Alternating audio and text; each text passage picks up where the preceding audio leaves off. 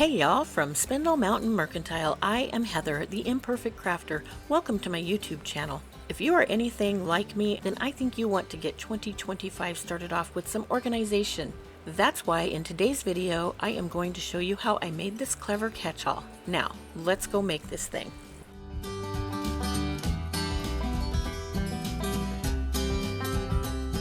Later in the video, I'll explain why I didn't film myself cutting the boards, but for now, they're about 24 inches across and they're all the same size.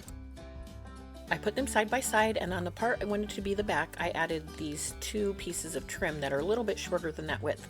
Right here you can see where there's a split. That's because I didn't drill a pilot hole and it split the wood. Now my sweet husband tells me you can use wax if you don't have a drill to start a pilot hole. To do that, just hold the screw in one hand and a piece of wax in the other hand. You can use an old candle for that, and twirl the candle onto the screw and then kind of twirl and pull at the same time with the screw.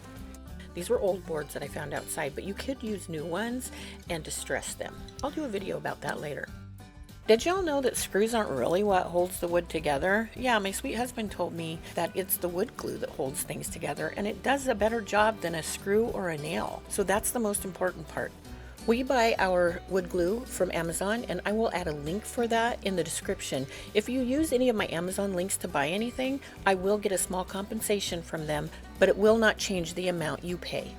I had rotator cuff surgery shortly before Christmas, and I'm still the one-arm bandit here. You can see I'm doing a lot of stuff with just my left hand, and I am right-handed. Yikes. And that's part of the reason that there are pilot holes in this project. If you look, you can see where we know exactly where these items are going. I actually made this project before my surgery, but when I didn't have a lot of content to make videos with after my surgery, my sweet husband helped me take everything off of it so we could make a video and show you how we made it. Can we talk about the clicking and whining in the background? Yeah, that's my dogs. I'm not the kind of girl who locks her dogs in the bedroom so she can make a video without clicking and whining in the background.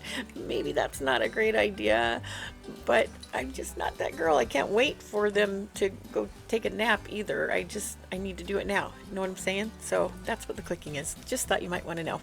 Now, most of the products I'm using for this project are not new.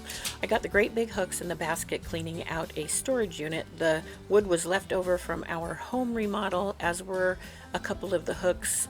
The belt is from a thrift shop, and the jar is just a leftover jar we had from jelly or something. I have this 18-year-old friend who is named Braden. He is the most awesome kid. He taught me this trick with the hooks. He probably saw it on Facebook or something, I don't know, YouTube, but he's still really smart.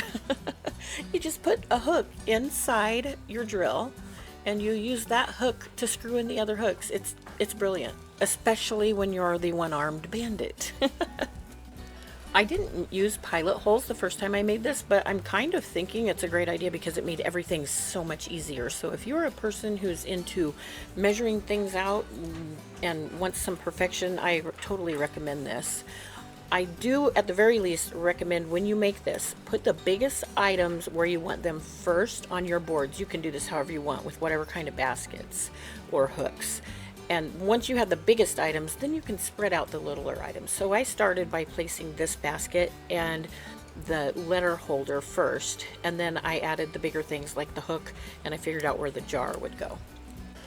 For this basket, I'm using regular screws, and I'm putting a washer because the screws will go through the screen. And I just put both of these screws at the very top corner on either side of the back of the basket.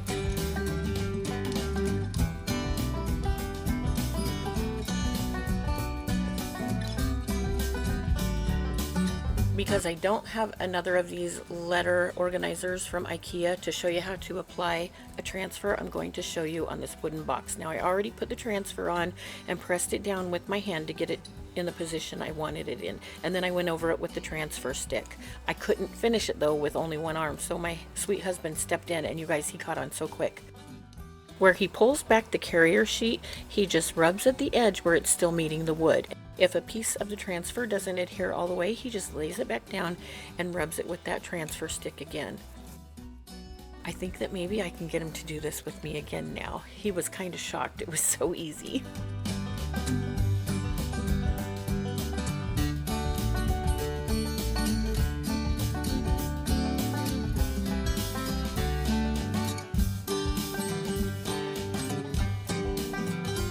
When he's done, he takes the same sheet and he burnishes it, and that just gets all the little nooks and crannies to stick. And then he gave me a thumbs up and we high-fived. Teamwork makes the team work, or something work. Yay, us.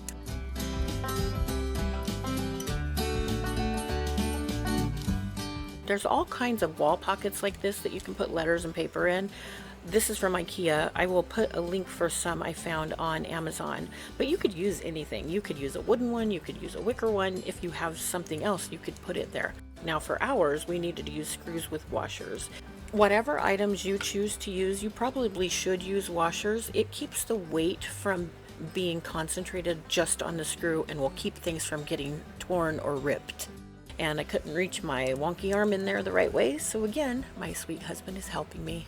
I've had a lot of people say to me, do you know how blessed you are to have that guy for a husband? And you know what the answer is? I do. I do know. I am blessed and I am grateful for him.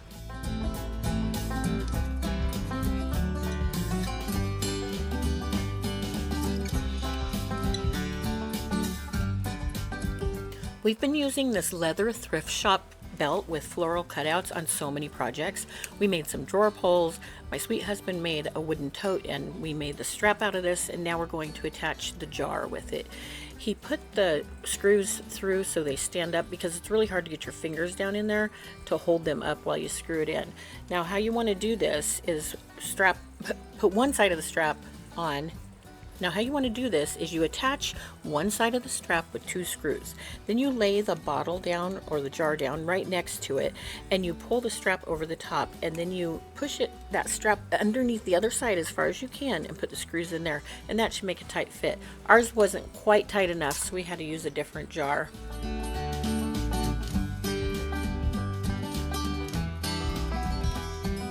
We were pretty excited when we found one that fit, so of course we high-fived. To hang this catch-all, you could use a sawtooth hanger, although I'd probably use 2, or you could put a wire across the back, but I chose to use 2 hooks across the top. Now these are really heavy-duty hooks that I found in our closet when we moved in to our really old house. I wouldn't use anything like a cup hook. If you do it this way, make sure they're very industrial, and pre-drill your holes so you don't rip anything out. And here's our finished project. You guys, I love this so much. We put it in our laundry room and it doesn't really match, but it's going to, because this is the style I want my laundry room to look like. This is the door we use when we come home, and I always have stuff in my hands like paperwork. I have the doggy jackets, leashes, coats, umbrella, you name it, and they'll all fit on here.